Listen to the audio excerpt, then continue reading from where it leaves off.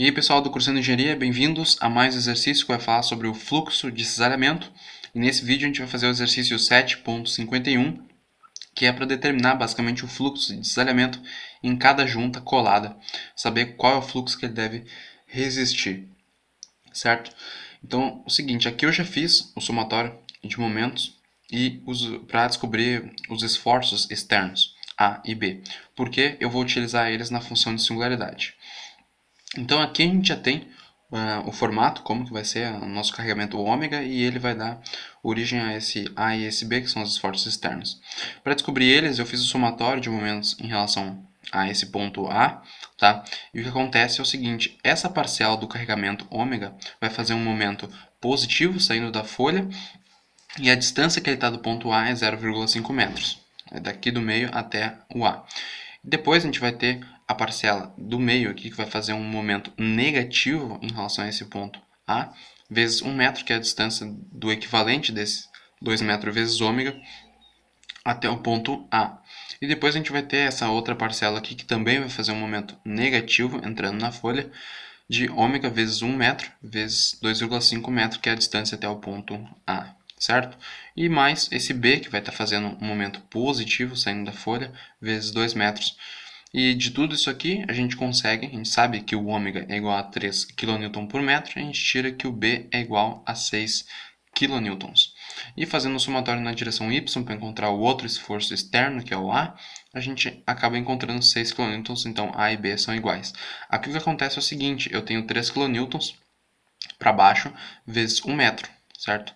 E aí eu vou ter menos 3. Depois, ômega vezes 2 metros, e aí fica menos 6. E depois, menos 3 é a mesma coisa. Aqui em cima eu só não vou ter as distâncias multiplicando, porque aqui eu tenho uma distribuição vezes um espaço, vai estar para baixo.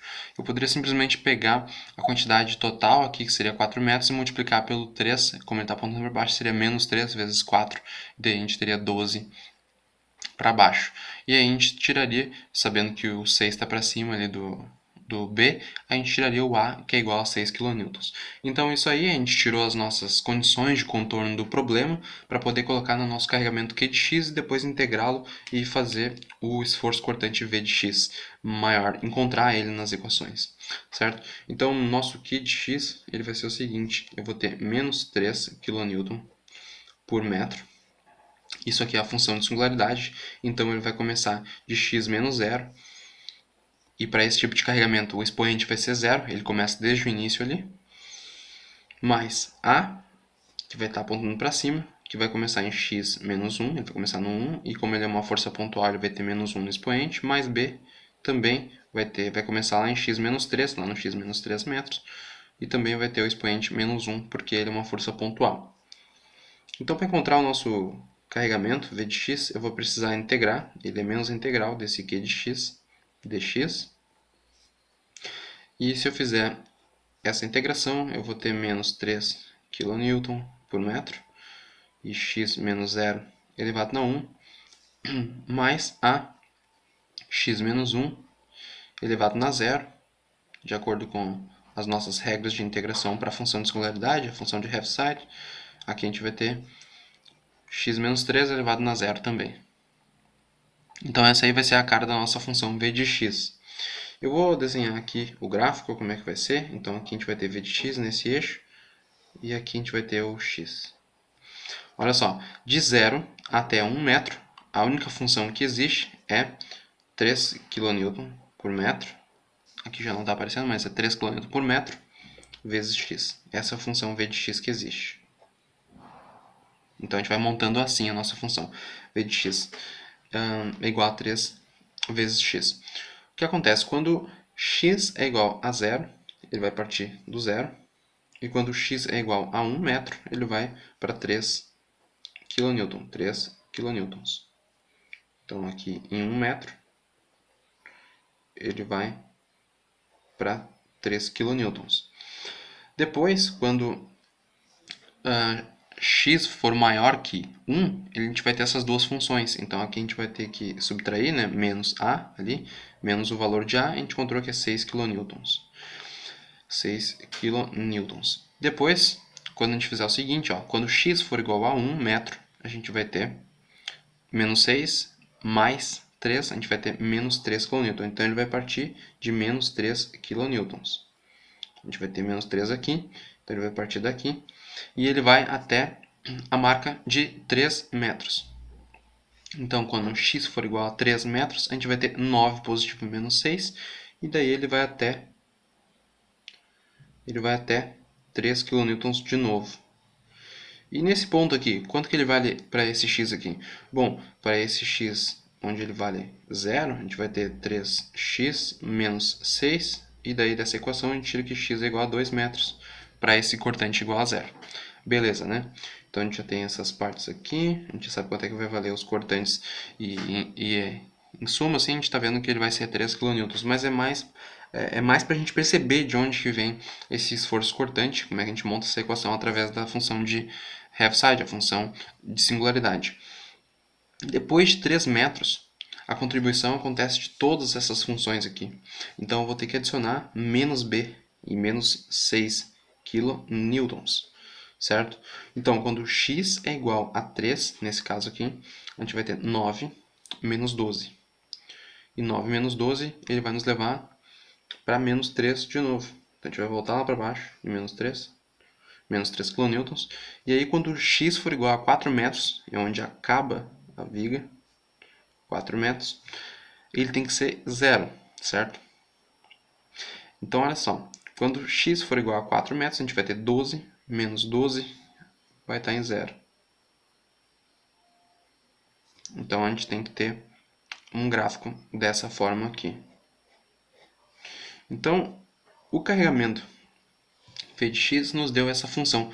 O máximo cortante, o maior cortante, maior V, é igual a 3 kN. Então é isso que a gente vai usar na nossa equação para encontrar o cisalhamento, o fluxo de cisalhamento. Agora a gente vai para outra parte do problema, já que a gente tirou que o maior cortante é 3 kN, que é fazer o seguinte, é desenhar como é que é a cara dessa nossa da seção transversal. E desenhando a seção transversal, a gente vai ter mais ou menos aqui, 25, vai ser o tamanho desse lado, aqui o tamanho disso aqui vai ser 75. E olha só, eu vou pegar isso aqui como referência, esse y. E aí eu vou precisar calcular o y barra para que eu preciso calcular o y barra? Porque eu preciso calcular o momento de inércia em relação à linha neutra disso aí, certo? Porque eu quero o fluxo de cisalhamento que cada um deles vai segurar. Então esse y barra, ele vai ser o seguinte, eu vou pegar primeiro essa parcela de cima aqui, a contribuição disso aqui vai ser a área vezes o tamanho, e a gente vai ter 50 mais 24, porque cada um desses aqui é 12, e aqui no meio é 50. Eu vou pegar tudo isso aqui, essa área aqui, a primeira que está aparecendo aqui, 25 vezes 50 mais 24, vezes a distância até a linha de referência, é 25 sobre 2, né? Essa linha de referência aqui de cima. Mas, aí eu vou ter que multiplicar por 2, e aí eu vou ter, porque eu tenho duas partes, né? Então eu vou ter 75 vezes 12, vezes 75 sobre 2 mais 25, certo? E isso aí tudo sobre o somatório das áreas, como a gente já tinha visto, 50 mais 24, mais 2 vezes 12 vezes 75. E esse y barra aí tem que dar mais ou menos 37,16 milímetros. Pode dar um pouquinho menos, mas é por aí, 37,16 milímetros.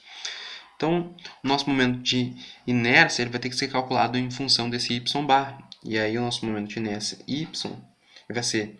Eu vou fazer o seguinte, eu vou calcular já, primeiro utilizando esses dois de baixo aqui. Daí a gente vai ter duas vezes, porque são 2, 12 vezes 75 ao cubo sobre 12. Aí, usando o teorema dos eixos paralelos, a gente vai ter 12 vezes 75 aqui, porque eles não estão passando bem sobre a linha neutra. A distância do centroide deles tem alguma distância considerável da linha neutra. Então, a gente vai ter 12,75. Aí, aqui a gente vai ter 37,50, a distância até a linha neutra, mais 25, menos 37,16. Isso aqui tudo ao quadrado. Então, olha só, 37 37,5 é a metade deles, é essa distância da metade deles, tá? Eu estou descontando quanto que eu encontrei da linha neutra, então olha só, esse y bar que a gente encontrou é essa distância aqui até aqui assim, ó, essa linha neutra, tá? Então se eu descontar essa parte aqui e também descontar uma parte, essa parte aqui, 37,5, claro, eu vou ter que somar, né, esse 25 aqui, porque é esse tamanho. Então, se eu tenho 25 mais 37,5 para cima e eu descontar o tamanho desse y barra, eu vou ter a distância até a linha neutra. Tranquilo, né? Agora, depois de fazer isso aí, eu vou pegar a contribuição dessa parte de cima, mais 74 vezes 25 ao cubo sobre 12, mais 25 vezes 74 vezes, agora também eu vou pegar a distância até a linha neutra, então vai ser 37,16 milímetros.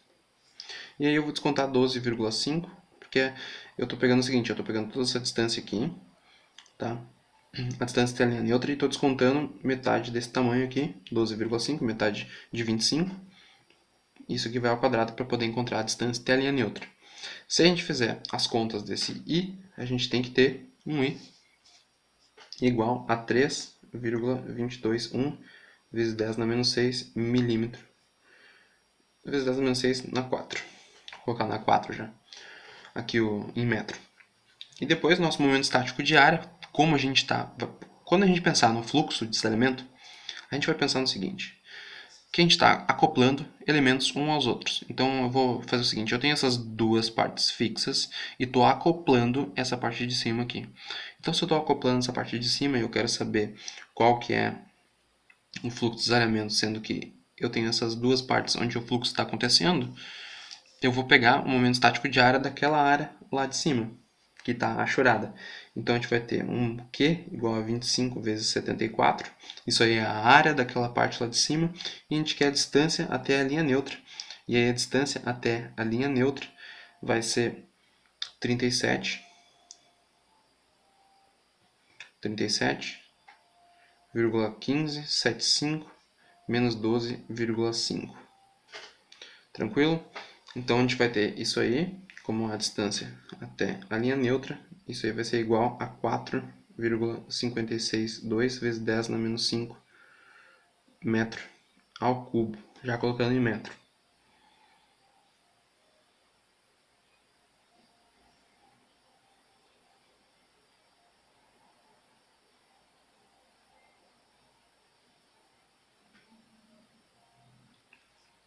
Então, essa distância aqui é a mesma distância que aparece aqui, ó. Então, a gente tem 36. Eu botei 15,75, que é o que eu tinha encontrado na calculadora, mas é a mesma coisa que 37,16 milímetros. Mas é a mesma coisa, é que é diferente. Esse aqui eu arredondei e esse aqui eu achei na calculadora. Certo? Então, esse aqui é o valor de Q que a gente vai encontrar. E aí sim a gente vai continuar aqui. Aí sim a gente vai encontrar o valor do fluxo de cisalhamento para essa cola aí. Então, o fluxo de cisalhamento que a gente vai encontrar vai ser colocar o nosso cortante que a gente encontrou, vezes esse momento estático de área que a gente encontrou, sobre o momento de inércia. E isso aí vai nos dar 42,4909 kN por metro. Mas esse aí não é o fluxo, certo? Não é o fluxo certo. Por quê? Porque a gente está calculando o fluxo em toda aquela parte lá. A gente quer o fluxo, o que ele quer, o cisalhamento o fluxo de cisalhamento que cada parte, cada junta colada deve resistir. A gente tem duas juntas resistindo a todo esse cisalhamento. Então o cisalhamento que ele quer é um Q linha, que é a metade desse Q que a gente encontrou. E aí sim a gente vai encontrar que é 21,2454 kN por metro. Certo? E essa é a resposta, 21,2454 kN por metro. Então a gente tem que cuidar essa parte de onde está colada, quantas partes estão coladas, porque a gente está calculando o fluxo de cisalhamento em toda aquela região ali do momento estático de área. E depois sim a gente tem que dividir por quantas partes estão coladas para poder ver, porque muitas vezes ele vai querer saber qual é a tensão que a cola vai ter que resistir, qual é o fluxo que a cola vai ter que resistir. ou até mesmo pregos, parafusos que vão estar acoplando elementos. Então, quando a gente pensar em fluxo de cisalhamento, a gente vai estar pensando em acoplar coisas umas nas outras, e o momento estático de área eu posso pensar em uma coisa sendo acoplada à outra, certo? Então é isso aí, muito obrigado por ter assistido até o final e até mais.